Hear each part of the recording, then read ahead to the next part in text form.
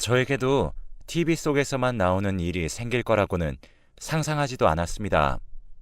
그저 평탄한 삶을 살고 있다고 생각을 했었는데 그게 아니더군요. 참으로 힘든 몇 달이었습니다. 너무나도 순식간에 일어난 일이고 저에게 닥칠 줄은 몰랐던 일이기에 처음에는 믿기지 않기도 하고 받아들이기도 힘들었지만 지금은 운명이라고 생각하고 받아들이고 있습니다. 제 이야기도 사람 사는 이야기 중에 하나겠죠. 오늘은 저의 이야기를 조금 해보려고 합니다. 첫눈에 반했던 남자가 있습니다.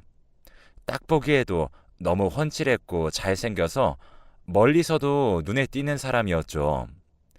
우연히 만났던 자리에서 서로를 보고 첫눈에 반했고, 그렇게 저희는 만남을 시작했습니다. 첫 데이트의 설렘도 너무 좋았고, 그가 하는 모든 것들이 좋았습니다. 핸드폰이 없어 연락이 잘 안 되는 시절이었기에 늘 데리러 오고 집 앞까지 와서 기다리기도 하고 소소한 추억을 쌓고 있었죠. 그렇게 하루하루 지내면서 저희는 어느새 2년이라는 시간을 함께했고 드디어 결혼을 약속하게 되었습니다. 남편은 조그마한 회사에 다니고 있었는데 그 회사에서 어느 정도 자리를 잡아 저에게 결혼하자고 하더군요. 평생 절 먹여 살리겠다고요. 그렇게 저희는 결혼을 하게 되었습니다. 운명처럼 신혼여행에서 첫 아이를 가지게 되었고 우리에게 온 축복이라 생각하면서 정말 열심히 태교하며 신혼을 보내게 되었어요. 그렇게 꿈꾸었던 결혼 생활과 다정한 남편, 그리고 축복 같은 아이, 모든 것들이 완벽했습니다. 남편도 돈도 잘 벌어왔고 시어머니도 저에게 잘해주셨고요. 그때 당시에 저의 친구들은 고부 갈등으로 정말 문제가 많았는데 저에게는 그런 것도 없었죠. 남편도 저희 집에 잘했고 저도 시댁에 잘했습니다. 남들이 흔히 부르는 화목한 가정, 그게 바로 우리 집이었습니다. 우리 가족 아픈 것 하나 없이 그렇게 육아를 하면서 하루하루를 보냈습니다. 참 어떻게 보면 단조로운 삶이었죠. 제 아이는 남편을 많이 닮았습니다. 하루하루 커가면서 남편을 많이 닮아갔고 저를 닮은 구석이 없어서 조금 섭섭하기도 했죠. 그러다 저는 둘째를 가졌습니다. 둘째는 다행히도 저를 많이 닮은 딸이었고 예뻤습니다. 오빠와 잘 지내기도 하고 서로 싸우기도 하면서 그렇게 커갔죠. 그렇게 우리 집은 완벽한 듯 보였습니다. 그러던 어느 날이었죠. 유치원에 둘째를 업고 첫째를 데리러 가는 길이었어요. 그날까지도 저는 앞으로 닥칠 일들을 전혀 예상하지 못했었습니다. 그렇게 아이를 데리러 갔는데 첫째 아이가 보이지 않았습니다. 선생님께서도 바로 앞에 있었다고 하고 아이는 보이지 않고 정말 한순간에 정신을 잃을 만큼 아득해졌죠. 그렇게 저는 아이를 찾아 돌아다녔고 선생님께서도 찾아 헤맸습니다. 멀지 않은 곳에서 발견이 되었던 저희 아이 옆에는 웬 제 나이 또래의 여자 한 분이 계셨습니다. 제 아이의 손을 잡고 무언가를 이야기하는 느낌이었고 제가 아이의 이름을 부르자마자 그 여자는 놀라서 뒤돌아 뛰면서 사라지더군요. 물론 그때는 아이를 발견했다는 생각에 솔직히 아무 생각이 들지 않더라고요. 그 여자를 쫓을 새도 없이 그렇게 저는 아이를 끌어안고 울었습니다. 왜 여기로 와 있냐? 선생님 말씀을 뭐로 듣는 거냐? 하면서 다그쳤는데 아이가 그 여자 아빠 친구라고 했다고 하더라고요. 저는 혹시라도 납치범일까 걱정이 되었습니다. 그렇게 아이에게 다시는 낯선 사람을 따라가지 말라고 말하면서 확실히 교육했죠. 그때 제 가슴이 너무 철렁해서 아이에게는 정말 수시로 이야기를 한 것 같습니다. 그날 일을 남편에게 이야기했고 남편도 놀란 듯 아이에게 가서 다독거려 주었습니다. 제가 너무 놀라서 다독거리지 못한 걸 남편이 그렇게 해주더라고요. 그날 밤에 아이가 잠든 것을 보고 많이 울었습니다. 혹시라도 제 실수에 너무나도 사랑하는 아이가 사라져버릴까 두려웠었거든요. 그렇게 또 며칠이 지났습니다. 그날이 있고 난 이후로는 또다시 평범한 행복이 저희를 찾아왔고 그렇게 네 식구 너무나도 행복하게 살고 있었죠. 어느 날 둘째도 커서 어린이집에 가기 시작하고 점차 저의 시간도 있어지고 이제 아이들도 커가는구나 하는 여유를 느낄 찰나였습니다. 물론 그날 이후로 그 여자분을 몇 번 보기도 했습니다. 처음에는 놀라서 경계를 했었는데 자꾸 보이는 것을 보니 저와 같은 학부모였을 거라고 생각했습니다. 그리고 무엇보다 저희 아이를 데리고 가지도 않았고 멀리서 지켜보기도 하더라고요. 저희 애를 본다는 보장도 없었고 그냥 자기 아이를 기다리는 거구나. 그리고 그때는 무언가 착각을 했구나 하는 생각이었습니다. 그러던 어느 날 지금도 아직 똑똑하게 기억합니다. 남편이 술을 잔뜩 마시고 들어온 날이었습니다. 술을 그렇게 마시지 않는 사람인데 그날 그렇게 마시고 들어왔습니다. 정말 코가 삐뚤어진다는 말에 맞게 많이 마시고 들어왔더라고요. 연락도 안 되어서 정말 걱정했는데 집을 찾아 들어온 게 용했죠. 그런 남편은 갑자기 저를 붙잡고 미안하다고 합니다. 그때 당시에는 무슨 말인지 몰랐어요. 너무나도 착한 사람이었기에, 너무나도 착실한 가장이었기에 저는 그냥 술주정이라고 생각을 하고 넘어가게 되었습니다. 그리고 며칠 후였죠. 남편이 한 아이를 데리고 왔습니다. 저희 첫째와도 너무나 닮았고 분위기는 무언가 달랐습니다. 처음 딱 보자마자 알겠더라고요. 남편 아들이구나. 순간 무언가 무너져 내리는 기분. 그렇게 아이를 데리고 온 남편은 아무 말도 하지 않고 자신의 아이라고 이야기했습니다. 아이는 며칠 못 먹은 듯 그렇게 말라 있었습니다. 또래 아이들보다 키도 작았어요. 옷도 더럽고 얼굴도 며칠 씻지 않은 듯 그렇게 더러웠습니다. 일단 아이가 보고 있었기에 어떠한 말도 할 수 없었고 아이는 잠시 거실에 두고 남편의 손을 잡고 안방으로 들어갔습니다. 남편은 저에게 미안하다고 했습니다. 어떻게 말도 꺼내지도 못하겠고 전에 만났던 여자의 아이라고 합니다. 자신의 아들이 맞고요. 전 애인에게 임신 소식을 들은 뒤 고아원에 맡겨졌다는 이야기를 듣고 백방을 찾아 나섰던 거죠. 그렇게 술을 마시고 온 날이 아마 아들의 소식을 들은 날이 아닐까 싶습니다. 저에게 이야기를 하고 아이를 데려오는 게 맞는지 무서웠다고 합니다.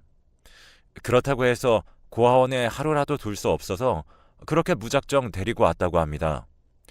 그 사이에 말할 수도 있었는데 차마 입이 떨어지지 않아서 말을 하지 못했다고 합니다.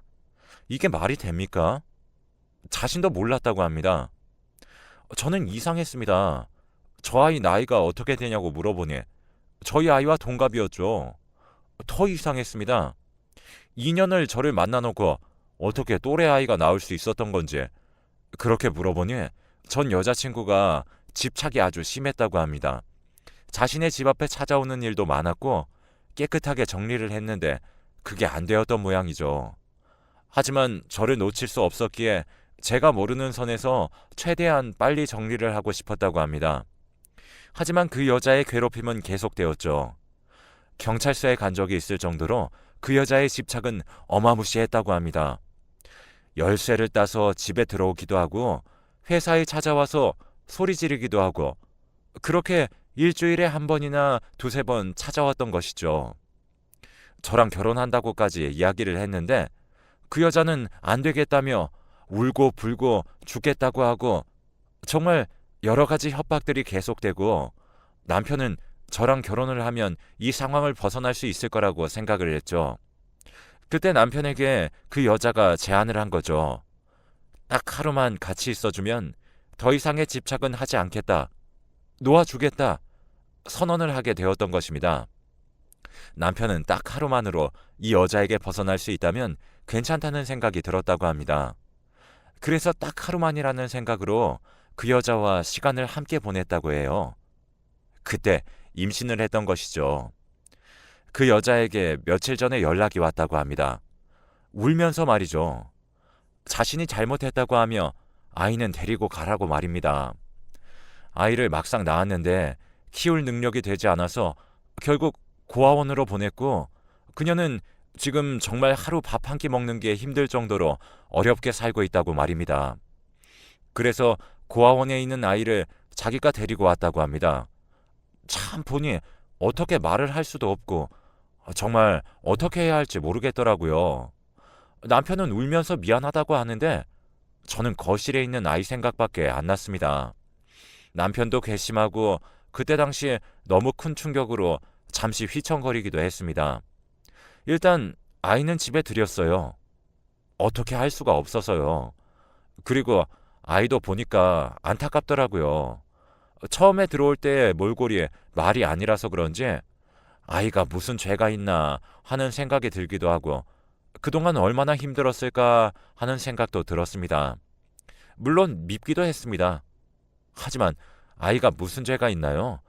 지금 나가게 되면 아무 데도 갈 수가 없을 테고 그렇다고 제가 덥석 나가버린다고 하면 저희 아이들은 어떻게 하고요? 그렇게 그 아이를 씻기고 밥을 먹였습니다. 너무 잘 먹더라고요. 제대로 밥을 먹어본 적이 없는지 그렇게 열심히 먹더라고요. 체할까봐 물도 떠줬는데 식탁 위에 밥이 없어질 수도 있다는 생각이 있어서 그런지 저의 눈치를 보면서 꿋꿋하게 밥을 먹었습니다.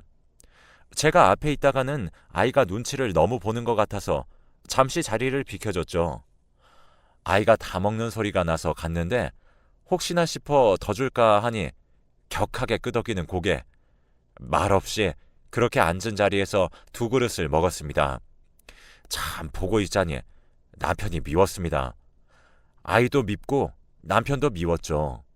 그런데 어딘지 모르게 안타깝고 내칠 수가 없는 상황이었습니다. 그렇게 며칠이 흘렀습니다. 아이를 깔끔하게 씻겨놓으니 남편을 더욱더 닮았고 무언가 저도 무슨 마음이었는지 모르겠지만 애틋했습니다. 그동안 이 조그마한 아이가 얼마나 힘들었을까 싶기도 하고 저도 자식 키우는 입장에서 그 아이를 차마 돌려보낼 수가 없더라고요. 물론 그 아이를 보면 나오는 한숨은 어쩔 수 없었기에 그 아이를 보게 되면 자동적으로 한숨은 쉬어지더라고요. 저의 한숨에 많이 주눅 들어 있는 모습을 보고 자신이 언제 쫓겨날지 모르는 존재라는 것은 알았던 모양입니다. 그렇게 아이가 눈치를 보더라고요. 물론 수많은 고민은 있었지만 그 후 그 여자를 만나지 않았다는 믿음으로 그렇게 남편을 용서했습니다. 그리고 그 아이도 제가 키우기로 했죠. 남편도 보낼 생각이 없어 보였고 그렇게 슬픈 눈으로 저에게 미안하다고 몇 번이나 말을 하더라고요. 그 후로 죄인처럼 살아가는데 오히려 남편이 걱정될 지경이었어요. 하루하루 저에게 미안해서 고개도 못 들고 다니더라고요. 아이들에게는 자상한 아빠였지만 저에게는 평생 죄인으로 살아가야 하는 그런 숙제였습니다. 그렇게 저는 졸지에 아들 하나가 더 생겼고 호적까지 이전을 했습니다. 그렇게 저의 아이가 되었고 저는 나름 제 아이와 그 아이를 차별 없이 키우려고 노력했습니다. 근데 참 이상하게도 하루하루 지나갈수록 그 아이에게 마음이 많이 가더라고요. 먹는 것도 저랑 비슷하고 심지어 제가 가지고 있었던 알레르기도 똑같이 가지고 있었죠. 고아원에서 데리고 온 아이라 더욱더 마음이 가는 것 같았고 무언가 좀 애틋했습니다. 그러다 보니 자연스럽게 아이들에게 공평하게 하게 되고 잘하게 되더라고요. 한 1년 정도는 힘들었지만 그래도 하늘에서 지어준 인연이다 하는 생각으로 그렇게 하루하루 살았습니다. 그 아이와도 정도 들고 웃는 날들도 많아졌습니다. 그동안 어떻게 그렇게 눈치를 받지 싶을 정도로 아이가 밝게 변하더라고요. 물론 이걸로 저의 시련은 끝났다고 생각을 했었습니다. 그러던 어느 날 저에게로 편지가 왔습니다. 긴 장문의 편지였습니다. 바로 그 남편의 전 애인이었습니다. 저는 그 여자 이름도 몰랐기에 처음에는 편지를 받고도 몰랐었습니다. 하지만 내용을 보니 그 여자가 보낸 것이라는 것을 알 수 있겠더라고요. 그 편지의 내용은 충격적이었습니다. 그 편지의 내용은 바로 고아원에 있었던 버려진 아이가 제 아이고 제가 여태까지 키웠던 아이가 그 여자의 아이라는 것이었습니다. 몇 년 전 그렇게 아이를 임신한 사실을 알고 충동적으로 저지르긴 했지만 아무 계획도 없었고 아이를 먹여 살릴 수도 없었기에 고민을 했다고 합니다. 그리고 그렇게 생각을 하면서 저에 대한 분노도 쌓여가고 남편에 대한 분노도 차츰차츰 쌓여간 것이죠. 다행히도 그 여자가 아는 간호사가 있는 산부인과에서 아이를 낳았고 그 간호사가 아이를 바꾼 것이죠. 정말 드라마 속에서 있을 법한 일이 저에게 일어났던 것입니다. 그리고 제 아이는 자신이 데리고 가서 고아원에다가 맡겨버린 것이죠. 처음에는 그저 자신에게 일어난 일들이 비극적이고 자신을 사랑해주지 않는 남자가 너무 미워서 그런 짓을 했는데 나이가 들어가고 시간이 지나다 보니 자신은 죄가 없는 모자 사이를 생으로 찢어놨던 것입니다. 막상 어린아이를 고아원에 보내고 나니 화목한 가정에서 잘 크고 있는 자신의 아이를 보면서 너무 마음이 아프고 너무 힘들었다고 합니다. 그때 어린이집에서 만났던 여자가 바로 이 여자였던 것이죠. 그 여자는 하루하루 지옥 속에서 살았고 고아원에 있는 아이가 잘 있는지 확인도 몇 번이나 했다고 합니다. 그렇게 평생을 저희 가족을 속이면서 자신의 아들이 잘 크는 것을 바랬지만 고아원에 있는 아이가 안타깝고 어린아이가 무슨 죄가 있을까 싶기도 하고 밥도 잘 먹지도 못하는 것 같아 남편에게 연락을 하게 되었던 거죠. 그렇게 제 아이를 데려가라고 했던 것입니다. 그래서 그날 남편은 사실을 알았고 그렇게 술을 마시고 들어왔던 거죠. 아이를 무작정 데리고 왔던 것도 그제서야 이해가 갔었습니다. 자신 때문에 모두 다 벌어진 일이었고 자신도 모르는 사이에 일어난 일이었기에 그렇게 급하게 하루라도 빨리 고아원에서 데리고 와야 했던 거죠. 원래는 자신의 집에 있어야 했을 제 아이가 고아원에 있으니 남편 마음도 찢어졌겠죠. 이제서야 모든 것들이 이해가 가고 저랑 같이 있을 때 좋아했던 아이의 모습, 그리고 저와 같은 알레르기가 있던 모습, 말도 안 되게 저와 식성이 비슷한 모습, 제가 키우던 아이에게서는 볼 수 없었던 애틋한 마음, 모두 다 저의 착각이 아니라 저의 아이를 제가 알아본 것이었어요. 그리고 마지막에 적혀있는 말은 자신은 이제 모든 것을 고백했으니 그만 사라지겠다고 합니다. 자식 낳은 엄마로서 저에게 참 미안하다고 합니다. 저는 남편에게 연락을 했습니다. 수소문 끝에 그 여자의 집을 찾을 수 있었죠. 집에 찾아갔을 때는 이미 늦었죠. 이미 그녀는 세상을 등졌더라고요. 아무도 없어서 시신 하나 걷어줄 수 없는 그런 삶을 살았고 그 방을 돌아보니 너무나도 안타까웠습니다. 정말 사람 하나 누울 수 있는 공간, 그곳에서 옷가지 몇 개만 발견이 되었는데 그 사이에 저의 아들 사진과 자신의 아들 사진밖에 없더라고요. 물론 이러한 죄를 용서해 줄 수는 없지만 이 사람도 참 평탄하게 산 건 아니구나 하는 생각이 많이 들었습니다. 그렇게 저희는 그 여자의 장례를 치러줬습니다. 남편도 울더라고요. 저보고 왜 이렇게까지 해주는 거냐며 울더라고요. 참 저도 안타깝기도 해서 울었습니다. 그리고 집에 돌아와서 저의 아들을 보며 그렇게 자는 아이를 껴안고 울었습니다. 엄마가 있는데도 고아원에서 살아야만 했던 내 아이, 처음 봤을 때의 몰골은 아직 잊히지 않았죠. 다시 생각해보니 가슴이 미어지더라고요. 눈치를 보면서 밥을 먹었던 것, 그 모든 게 저에게는 빚으로 꽂혔습니다. 남편도 처음에 들었을 때 알고 있었다고 하더라고요. 자신의 아들이 고아원에 있다고 했을 때 저에게 어떻게 말을 해야 하며 자신 때문에 제 자식이 멀쩡히 부모가 살아있는데도 고아원에 가야 할 상황을 누가 이해하겠냐며 그렇게 저에게 말하더라고요. 하나도 충격적인데 두 가지를 같이 말하려고 하는 게 차마 입이 떨어지지 않았다고 합니다. 그렇다고 자신도 아이 둘이 있는데 그 아이 중 누구 하나를 좋아해 줄 수도 없고 보기도 힘들었다고 합니다. 아이 둘을 볼 때마다 마음이 아팠고 그 여자 집착에서 벗어나고 싶다고 해서 그 여자와 하룻밤을 같이 있었던 자기 자신도 용서할 수가 없었다고 해요. 그때는 그게 최선이라고 생각을 했는데 그 하룻밤 때문에 한 생명이 태어나고 그 한 생명 때문에 다른 생명이 제대로 되지 않은 삶을 살아왔다는 게 너무 힘들었다고 합니다. 저는 모든 것을 묻기로 했습니다. 어떻게 보면 남편도 피해자이고 그 여자분의 분노로 인해서 생긴 일이고 자신도 몰랐었기에 그렇게 과거는 묻기로 하고 저희는 다 같이 살기로 했습니다. 다행히도 아이들은 잘 적응하고 지내고 있습니다. 하루하루 지내면서 같은 또래라서 그런지 서로에게 심심하지 않게 놀아주기도 하고 둘 다 아빠를 닮아서 누가 봐도 형제로 보이기도 합니다.